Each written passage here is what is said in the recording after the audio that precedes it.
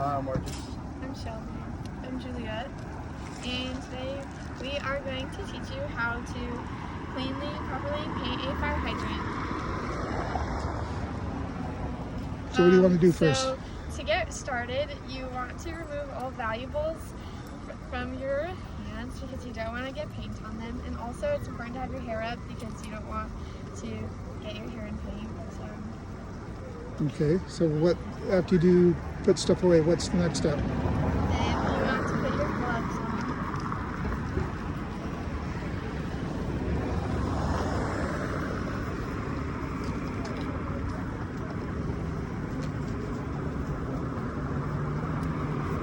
Okay, next. You make sure you have all of your paint materials on cardboard so that if you accidentally spill, you're not getting it on the sidewalk. And you're going to take your opener and open up the paint.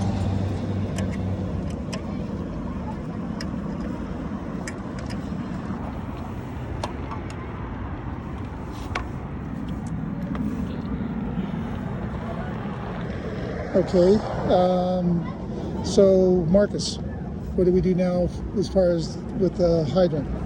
Okay. Put my bag up.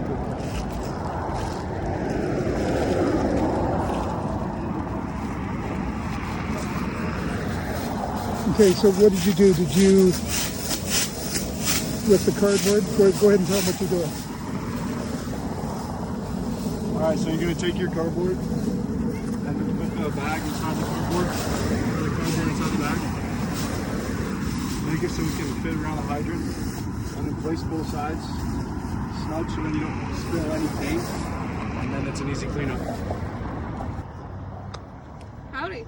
So, to start with your hydrant, you want to start off with cleaning off the hydrant. Many may use a pressure washer or a metal brush, or just dust it off, no grass, no dirt, so that the paint can stay and looks clean. And also what we've done here is scooted our cardboard over closer to the hydrant so that it connects with the plastic here so that there's not a chance we're going to drip while moving from the paint to the hydrant. Alright, so when you start painting the hydrant, you generally want to start from the top down. So painting it from the top going down prevents drips like one you can see here, which is like paint buildup when you're going too thick. And so working from the top down will let you see the drips before they dry. Very good. Go ahead and start. Okay. Do we need to be worried about any colors bleeding through, or do you think everything will be covered? I mean, I have colors bleeding through, but I think we can do a second coat to cover it. Maybe just on those areas that we see it. Yeah. When you do it, make sure you get like down here too, so you can wipe off all these cobwebs because there's going to be stuff down there. Okay, then Shelby, what were you saying about painting?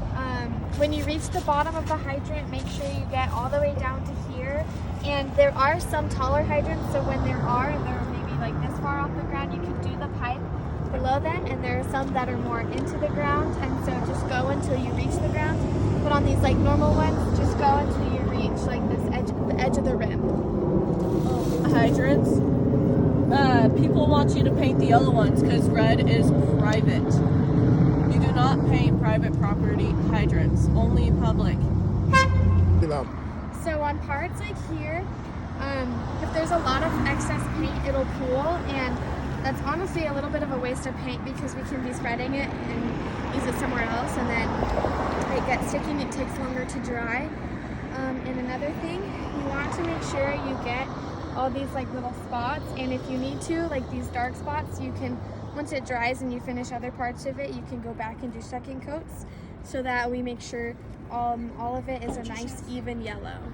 So we're about done, and before you pull off the cardboard from underneath it, you want to make sure there's no drips so that you're not going to get any more paint on the sidewalk.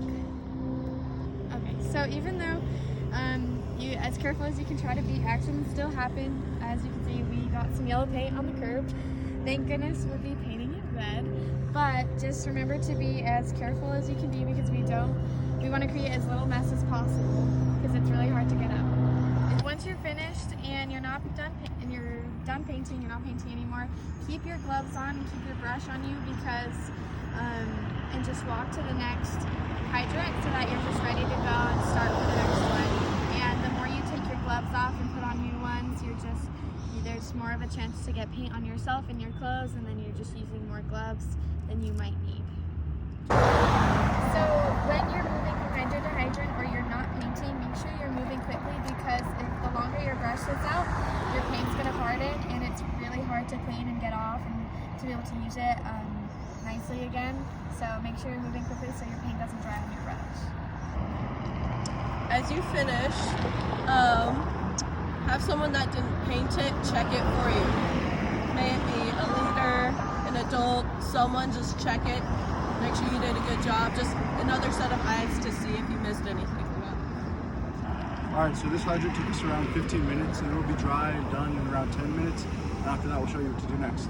Yeah. Alright, so before you take off your gloves, you're going to want to take out the cardboard and you can leave the bags there.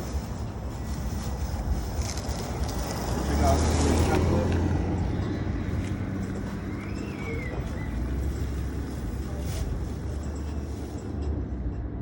Put your trash bags on there and you're ready to paint the next one. Another thing, when you're done, make sure you close up your paint so that it doesn't dry out while you aren't painting. Use a hammer.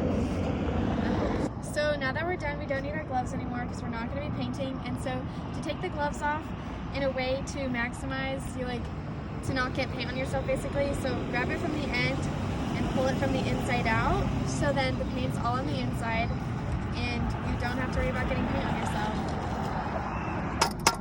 So after it's dry, you're going to take the bags and try to get no paint spilt anywhere.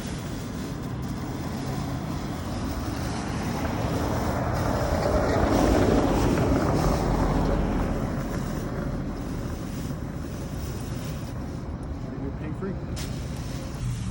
Okay, so of course you want to clean up your garbage when you are done. So you take the trash bags from before, throw it in. Don't throw paint.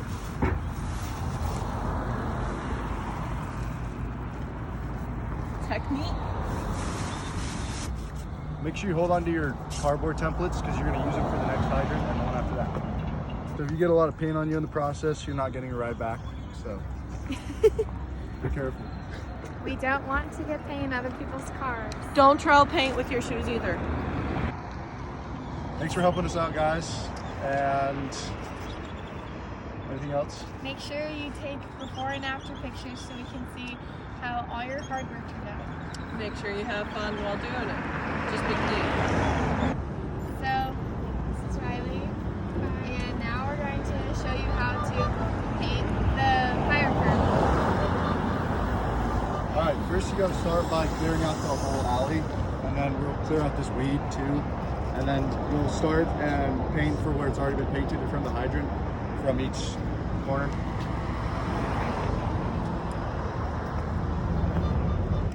So now we're going to be pouring the paint in, and you want to take your roller out so that you're not getting messy.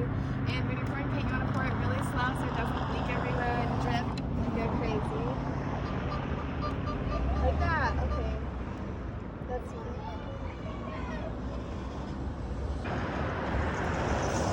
Okay, what you can do is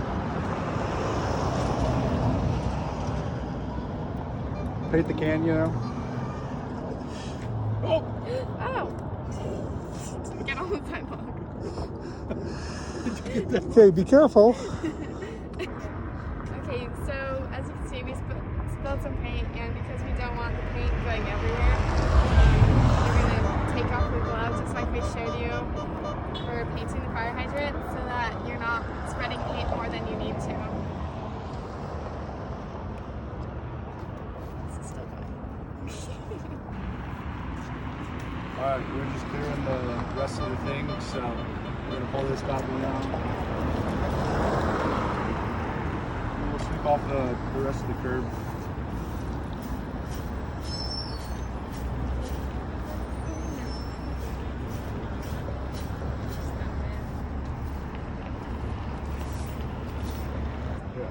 So, because we don't want to spill paint, because that's not very good,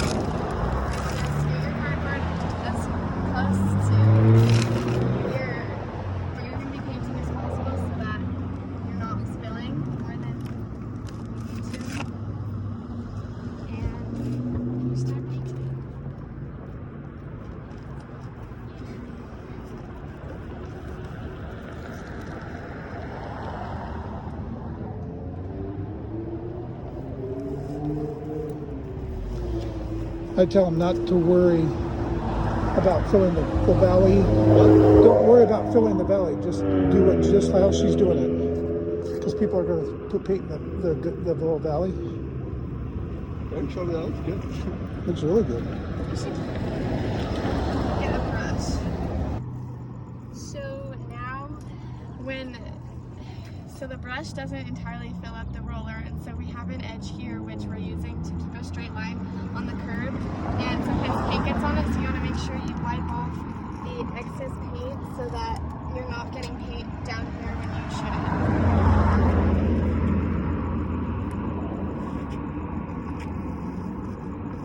That's money. So you really don't need a lot of paint when you're painting. Doing this entire section, I've only dipped the brush in the paint twice. So a little bit of paint goes a long way. So make sure you're not using more paint than you need. Okay, when you get paint, make sure you walk back to where you've already painted so you're not dripping paint everywhere.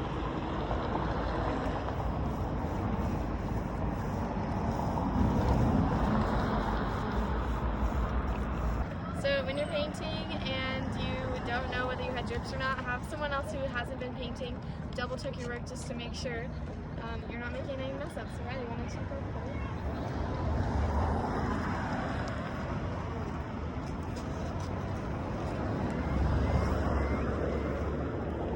Yeah, pretty good. So when you're finally done with everything, all of your curves are done and painted, you've double checked them, you don't have to touch up anything else. And if you have paint left over, we want to use all of it efficiently, so you're going to want to dump it back into your can so that we're not wasting paint and throwing it away. So you're going to want to, please stop it. So you're going to set your roller down so you're not getting it paint anywhere, and you're going to pick up your tray carefully because it has paint in it, and you're going to pour it back into the can.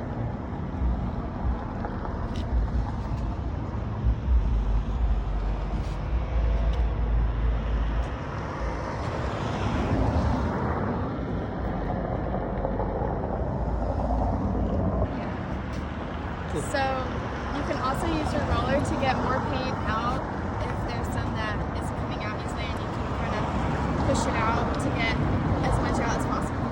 You're gonna, because you're covered in paint, you're gonna take your gloves off carefully so that you don't get